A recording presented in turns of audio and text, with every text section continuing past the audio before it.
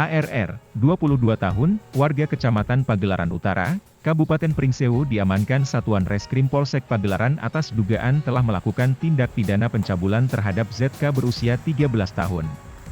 Kapolsek Pagelaran, Ibtu Hasbullah mengatakan pihaknya mengamankan pelaku pada Jumat, 27 Mei sekitar pukul 22 atas dugaan pencabulan terhadap perempuan yang masih di bawah umur.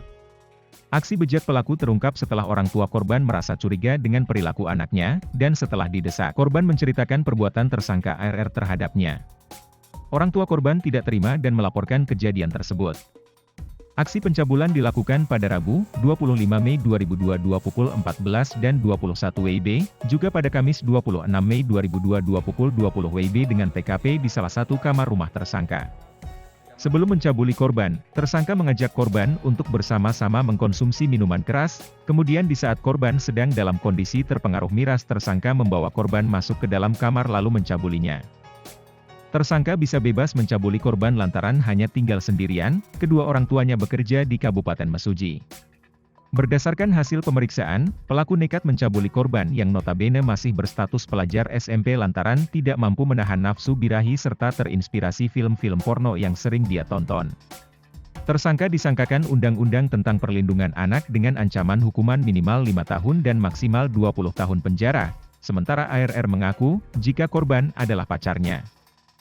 Dan sebelum melakukan pencabulan pelaku bersama 3 orang rekannya sempat melakukan pesta miras dan korban ditawari untuk ikut minum.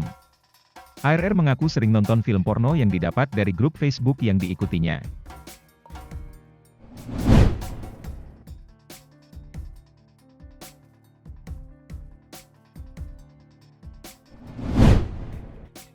Pemirsa Kupas TV, di era digital seperti sekarang, pornografi masih menjadi salah satu hiburan yang dikonsumsi oleh banyak orang melalui akses internet yang harganya semakin terjangkau, tidak terkecuali oleh remaja.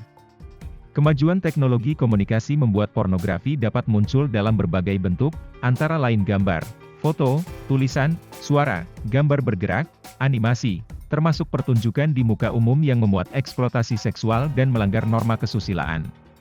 Padahal, adiksi atau kecanduan pornografi saat ini masih belum dapat disembuhkan secara farmakologi dan hanya dapat dilakukan terapi CBT, Cognitive Behavioral Therapy. Hal lain yang terjadi saat menonton film porno adalah terjadi peningkatan dopamin. Dopamin adalah salah satu senyawa neurotransmitter, pembawa sinyal di otak, yang memainkan peran penting dalam kontrol motorik, motivasi, gairah, kekuatan, dan penghargaan, serta fungsi yang lebih sederhana termasuk laktasi, dan rasa mual. Apa saja dampak pornografi terhadap otak? Adiksi, stimulasi neurotransmitter dopamin, dalam jumlah besar, mengakibatkan penumpukan protein saklar molekuler yang disebut delta phos. Salah satu bahan aktif yang menyebabkan kecanduan pada umumnya. Merusak daya ingat dan konsentrasi. Menurut penelitian yang dipublikasikan di JAMA Psikiatri tahun 2014, menonton pornografi secara teratur dapat menumpukan respon terhadap rangsangan seksual dari waktu ke waktu. Mengurangi kontrol impuls dan kemauan, video porno menyebabkan kita hilang kendali dalam mengontrol diri untuk berhenti, bahkan kesulitan untuk mengatakan tidak pada sesuatu yang tidak kita inginkan. Mudah stres, beberapa orang yang sudah kecanduan pornografi akan mengalami depresi meskipun orang tersebut hanya menghadapi permasalahan yang sepele.